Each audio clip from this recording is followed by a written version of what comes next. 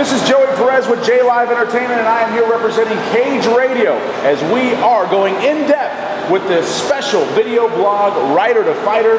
No longer Rider to Fighter, he's just a fighter now. Jeremy, the Project Luchau, ladies and gentlemen, as he prepares for his big fight July the 10th at the King's Fair for Warfare, presented by J Live Entertainment and Cage Combat Fighting Championship. I am here with the Project now, and Project, I was reading your last blog, man. It's getting more and more interesting. We're starting to learn more about you and more about your fighting style and what you're kind of going through for your third professional fight. In the blog, you mentioned that there were 2 weeks that were just crazy for you, especially with work and personal things that were going on. How did you get time to still train? I didn't get enough sleep, really. Oh, shoot. You know, we had a week there where we had 2 shows, or 3 shows in 2 weeks, really. We had the PFC on May 8th, so I tried to get as much training in as I could. It was kind of our first show going without Christian Printup, and a little bit rocky there. And then the next week we had a Gretchen Wilson concert on a Friday, and a Hispanic concert on a Sunday, Ramon Ayala, which was a lot of fun. And it was kind of tough to get all my training in, but I thought I did a pretty good job of it. I got in, 3 sessions with Steve Navicito, my strength coach here at VQ Fitness, both weeks. And then I was able to wrestle 2 to 3 times each week out at Lemoore with the Farm Boys. And then I was also able to get some boxing in and stuff with the Team Luchau guys. So I was still able to get some stuff done. I just probably didn't get as much sleep as I should have. Wow, yeah, and you know one thing, Project, let's go back to Steve Navicito a little bit. At Fight Day 5, you presented almost a demonstration of some of the training techniques that you perform. What are some of the things that you're working on with Steve right now as we're a month, almost a month and a half away from the big fight? Okay, well, we kind of cut back on the strength aspect of the training a little bit. We're more in a phase where it's like a lot of real intense stuff, but not as much weight because we want to keep more power because we want to keep the weight down. So we do like 1 power session a week right now, and then we've been working on the Vertimax, which is what we kind of demonstrated, with a lot of Vertimax. So I've been doing the Vertimax once or twice a week right now, and then the strength 1 time a week.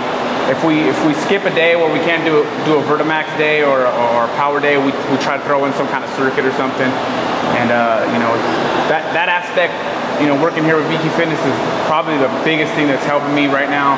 Just getting my body in shape. I wanted to make sure my body was in shape before I can actually get in there and start sparring and stuff like that. Yeah, so, man, it definitely looks like you're getting leaner over here. So we definitely want to talk about the big fight.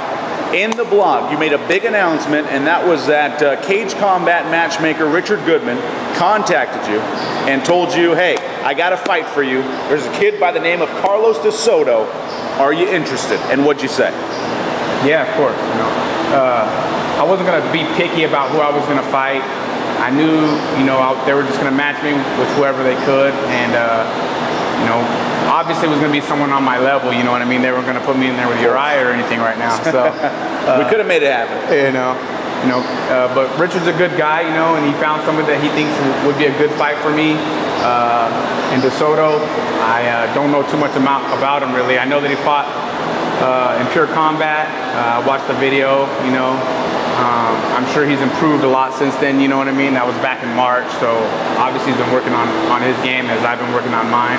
But really the focus is just trying to get me back in shape and, improve myself for my last fight, and then let the chips fall where they may once we get in the cage, Exactly. One thing that makes this fight interesting is that you're from Hanford, De Soto's from Hanford, and the fight is taking place in Hanford. So you're definitely going to have a big rivalry. Who's going to take over the city of Hanford on July 10th? Oh, I'm taking over the city of Hanford. There it is. All this training and stuff. There's not going to be no De Soto after party. Got it. You know what I mean? De Soto's going to go home. I'm going to the firehouse for my after party. I don't know about all you guys, but I'm going to be at the firehouse. You know, there it is. Joey's gonna be at the firehouse. I definitely will be there. I will be there. But one thing we got to talk about also is your training facility. This is VQ Fitness. This is where you train in Hanford. This has been your spot for the past 2 fights and also your 3rd professional fight. If you want to just kind of, you know, maybe give us a guided tour of some of the stuff that you work around with in here. VQ has always taken care of me really well. You know, they always sponsor me, let me come in and train. You know, I get to work with Steve, and he's probably one of the best trainers around. And you know, this is kind of just the strength room that we're in right now. You know, we have all the rubber weights and stuff, so you can do everything that you need to drop the weights and everything. You know, I get a lot of work back here too. So they definitely they're not just a regular gym. They have, you know, facilities for mixed martial arts, facilities for wrestling, different type of facilities, right? Yeah, this place is huge. You know, they got 3, 4, 5 rooms where you can do different things. And there's rooms back there where we can grapple when I need to grapple. You know what I mean? Bring some guys in, do some extra work, and they don't mind me coming in and doing it. Cardio machines, all the weights that we need. Sauna, of course. You know, when it's that time to cut the weight, you know, you can get back in there in the sauna. It's a really clean facility. You don't have to worry about any kind of diseases or anything like that. You know, you go to some places, it's real dirty. This place is always clean, kept nice. The trainers always stop by and ask you if you need any help and stuff like that, even though, you know, you may not be contracted to work with them that day or whatever, but they're always real friendly about helping you and stuff like that. So it's just a great atmosphere for me. I feel comfortable here. You know, and I really appreciate them always being here to help me out and stuff.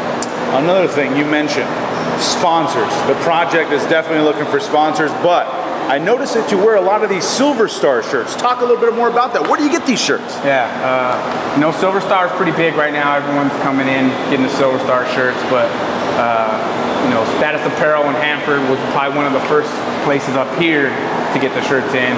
And my boy Kaylin always hooks it up. Go down there, get some shirts, you know, before anyone else can get them. But it's downtown Hanford. Go by, check out Status Apparel. You can get some nice stuff down there. Cool, yeah, because I see a lot of the UFC guys are walking out with the Silver Star shirts now. So that's definitely the big thing right now, Silver Star, and it's only available at Status Apparel, right? Yeah, Status Apparel. You know, the Orange County connection, you know. All right, so one big question that everybody wants to know. Now that Rider to the Fighter, that phase has kind of ended now, what is it now for the project? I mean, what describes you? Are you just a fighter now?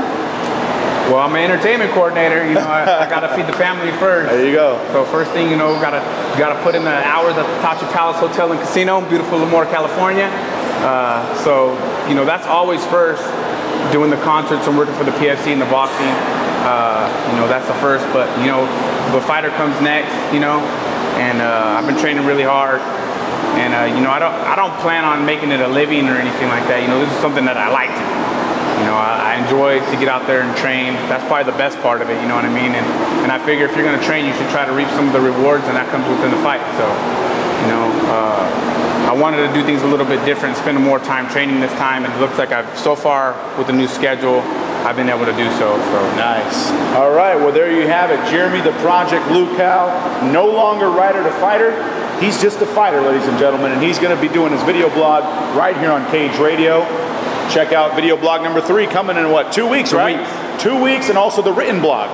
Written blog, video blog. This guy's doing it all, blogging, fighting. Check it out, Cage Radio. Joey Perez with J Live Entertainment.